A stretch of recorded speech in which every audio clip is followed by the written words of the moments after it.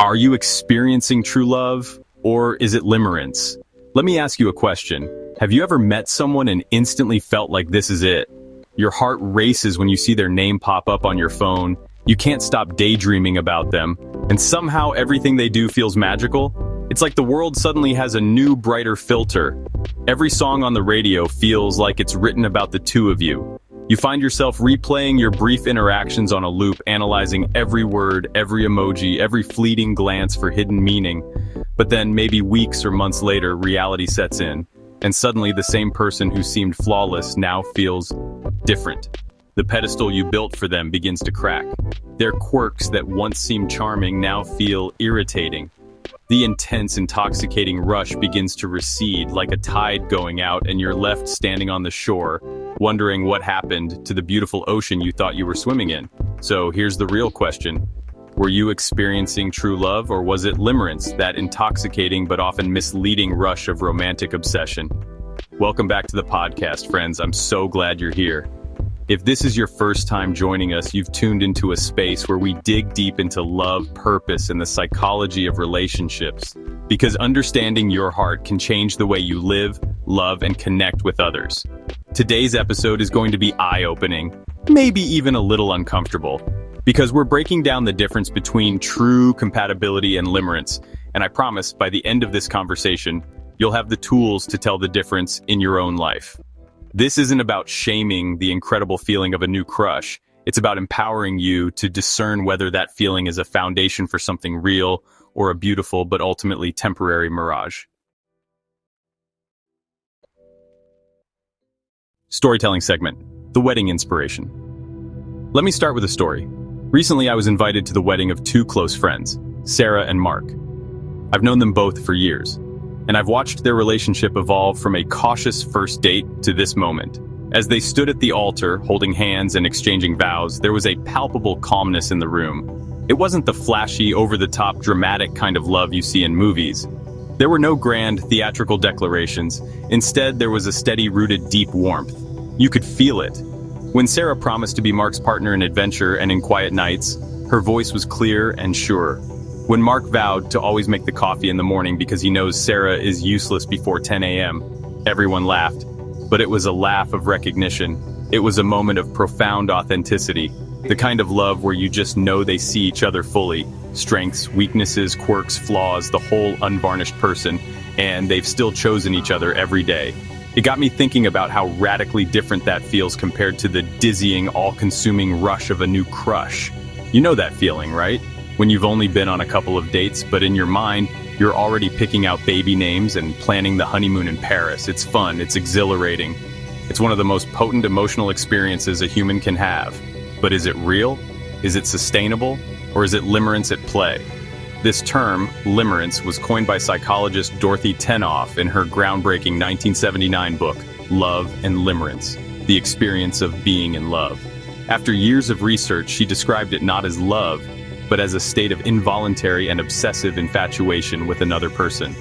It's marked by intrusive thoughts, intense fantasies, and a crippling, overwhelming desire for your feelings to be reciprocated. It's the mental soundtrack you can't turn off. It's the compulsive checking of your phone. It's the feeling that your entire emotional well-being is contingent on their attention. Sounds familiar? Yeah, me too. I think most of us have been there. Tenoff's work is so powerful because it gives a name to this experience, separating it from the calmer, more enduring state of attachment we call love. Research insight. 1. The addictive brain chemistry of limerence. So, let's get into the science behind why limerence feels so powerful, so all-consuming. It's because on a neurological level, it shares a startling resemblance to addiction. When you're in the throes of limerence, your brain isn't just emitting a few happy chemicals, it's conducting a full-scale symphony of neurochemical fireworks. Functional MRI studies have shown that the same brain regions that light up when a cocaine addict gets a hit, the ventral tegmental area, VTA, and the nucleus accumbens, key parts of the brain's reward pathway, also illuminate when a person who is limerent sees a photo of their beloved or receives a message from them. The star player here is dopamine. This isn't the gentle, contented dopamine of a job well done. This is the euphoric, craving-driven dopamine of anticipation and reward. Every text notification, every like on a social media post, every planned meeting triggers a spike. You're not just happy, you're rewarded. Your brain learns that paying attention to this person, thinking about this person, fantasizing about this person feels incredible. But here's the brutal catch, the fundamental mechanics of this addictive cycle. The high is inherently unstable. It's entirely dependent on external validation. Their attention is the drug. And like any drug, you develop a tolerance. You need more frequent contact, more intense reassurance to achieve the same high. And when the supply is cut off, a delayed text, a canceled date, a perceived slight, the withdrawal is agonizing. It's not just disappointment, it's a crash. Anxiety, despair, rumination, and plummeting self-worth set in. This is why it's so misleading. Your brain is screaming that this person is the most important thing in the world because they literally hold the key to your chemical reward system. But it's a system built on a feedback loop of uncertainty and intermittent reinforcement, not on the stable foundation of a real, knowable human being. When the fog of the addiction finally clears, you're left asking the vital questions. Do we actually fit together? Do our values align? Do I even like who they are when they're not giving me my fix? Or was I just a willing participant in a powerful biological game chasing a chemical rush? Reflection prompt #1. I want you to pause and reflect for a moment. Let's make this personal. Think about someone you've been powerfully drawn to recently, whether it's a current partner, a new flame, or even a past relationship that felt this intense. Are your feelings for them grounded in who they truly are? Their documented character, their consistent actions, their demonstrated values, their sense of humor, their flaws that you've actually seen and accepted? Or are they based primarily on who you imagine them to be, the potential you see, the fantasy you've constructed, the perfect partner you've projected onto them?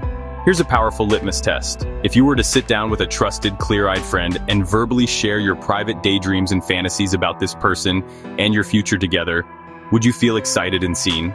Or would you feel a twinge of embarrassment because the fantasy is so far removed from the current factual reality of your interactions? Be brutally honest with yourself. There is no judgment here. This self-awareness, this moment of clarity, is where everything begins.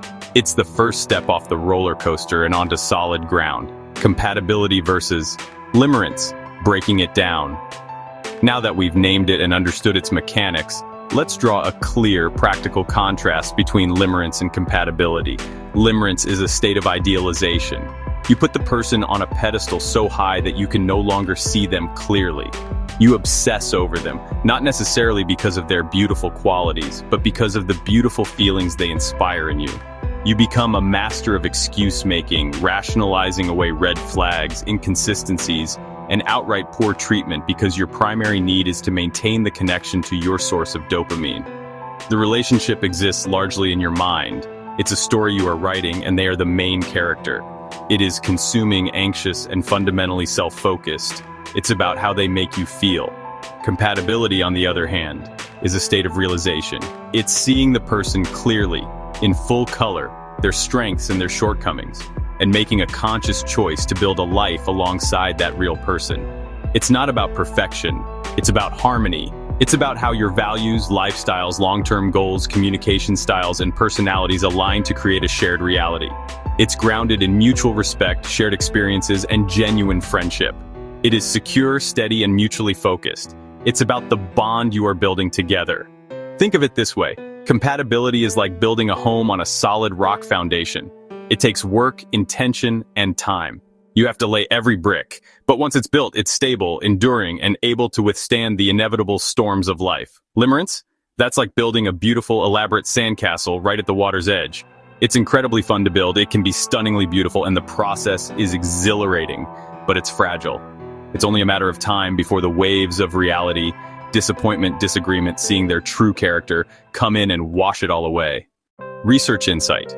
2. The role of attachment styles. Now this is crucial. Not everyone is equally prone to limerence. A huge part of your susceptibility comes down to your attachment style, the blueprint for how you relate in intimate relationships formed in your earliest childhood experiences. If you have an anxious, preoccupied attachment style, you may be a prime candidate for limerence. Why? Because the very dynamics of limerence, the uncertainty, the intermittent reinforcement, the highs and lows feel familiar to your nervous system. They feed your deep-seated longing for reassurance and your fear of abandonment. The anxiety of, do they like me? becomes the entire focus of the relationship, which feels strangely comfortable, even if it's painful. The limerent object becomes the sole source of your emotional regulation, which is a terrifying amount of power to give another person.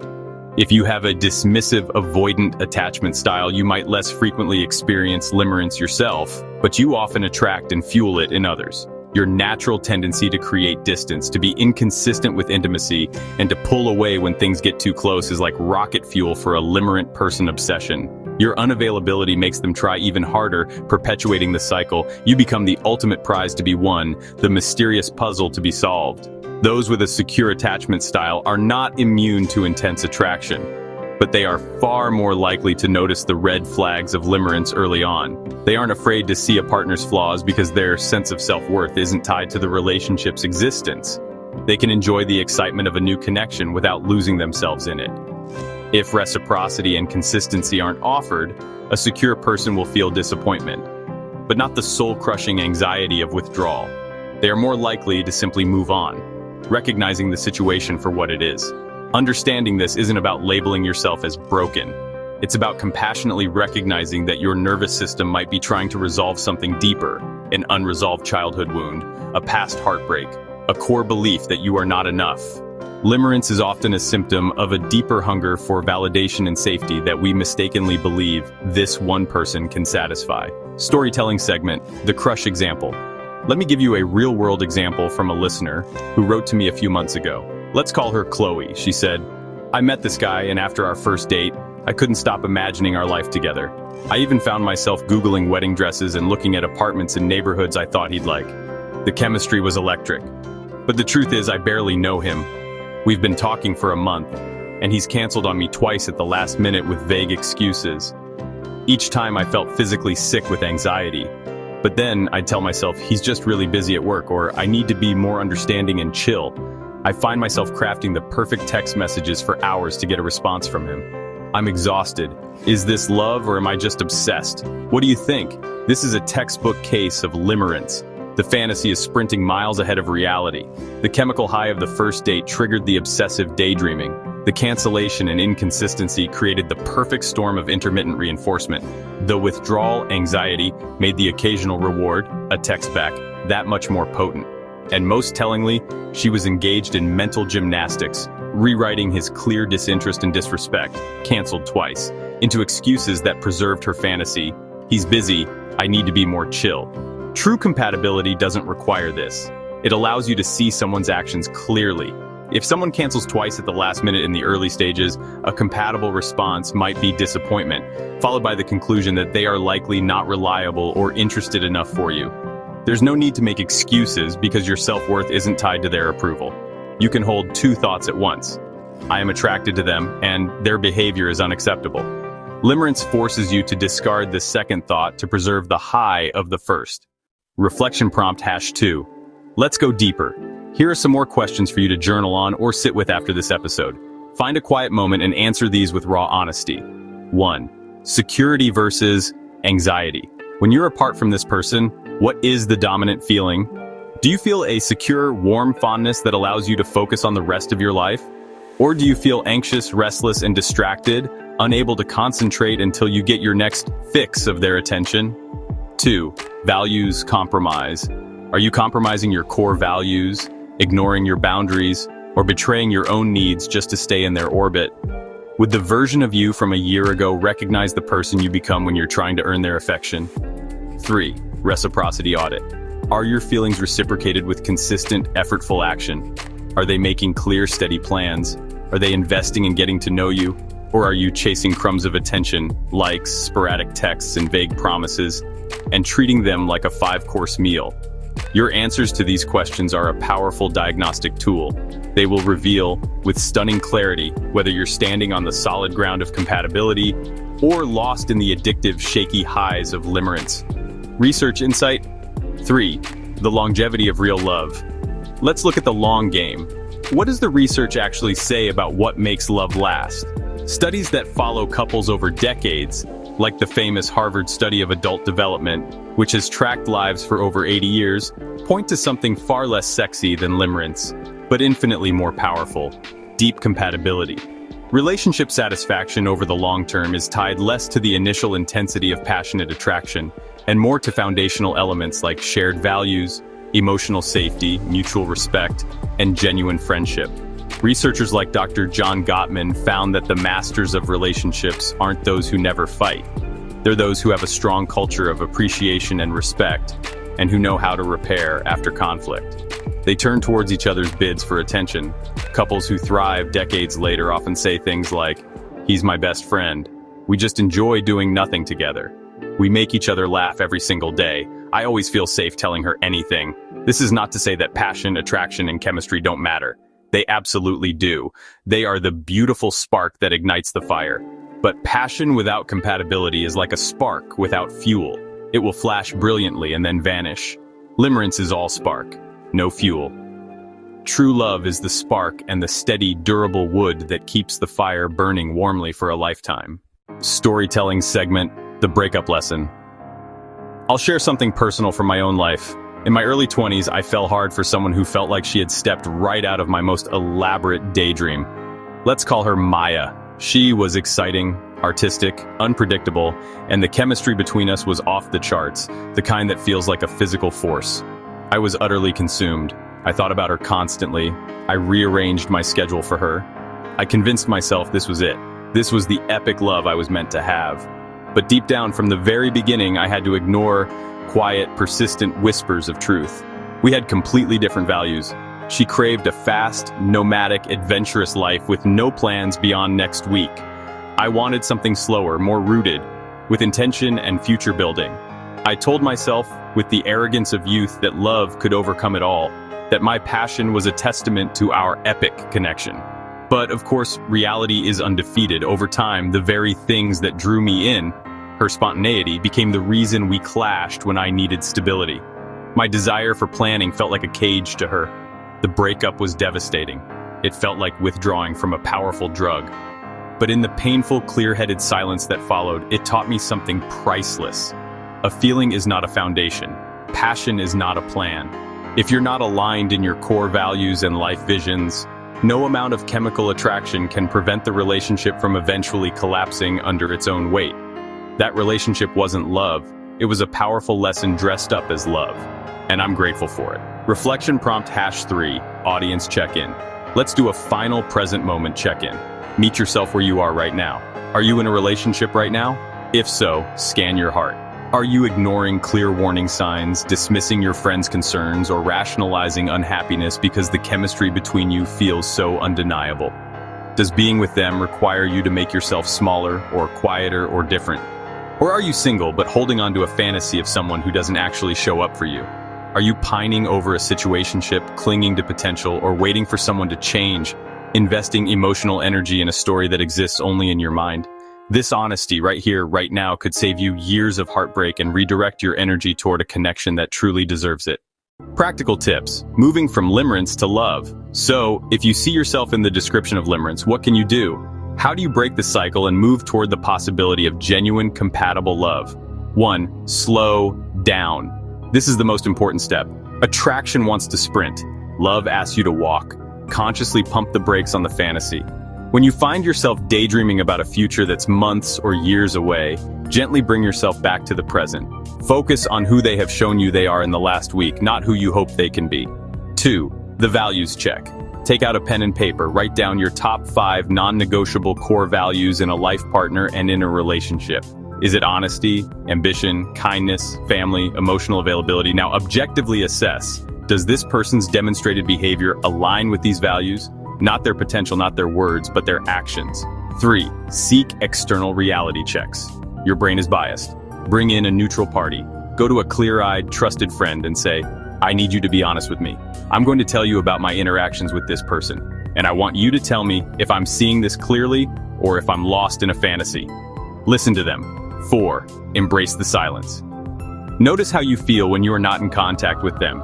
If it leaves you feeling anxious, empty, and desperate, sit with that feeling. Don't immediately text them to make it go away.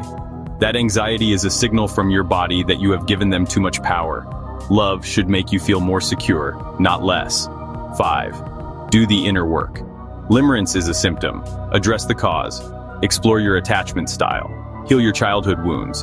Build your self-worth outside of romantic validation. Go to therapy. The healthier and more secure you are within yourself, the less likely you will be to confuse an addictive cycle for a loving connection. You will become a magnet for stability, not chaos. Closing, soft background music returns. So, are you experiencing true love, or is it limerence? The truth is, both can feel powerful, both can sweep you off your feet, both can make you believe in magic. But only one is magic you build together, brick by brick, day by day. Only one sees you, values you, and chooses you for who you truly are. And only one leads to lasting, grounded, life-giving connection that becomes a shelter from the storms of life. Remember, love is not about losing yourself in someone else. It's not an obsession. It's not a cure for your loneliness. Love is about finding someone you can walk alongside, in honesty, safety, and mutual growth. It's a partnership where both people are whole on their own, but choose to build something even more beautiful together. Thank you for joining me in this vulnerable and important conversation. If this episode spoke to you, I encourage you to share it with a friend who might need to hear these words today. And don't forget to subscribe for more deep dives into the heart of relationships. Until next time, choose love that grounds you, not love that consumes you.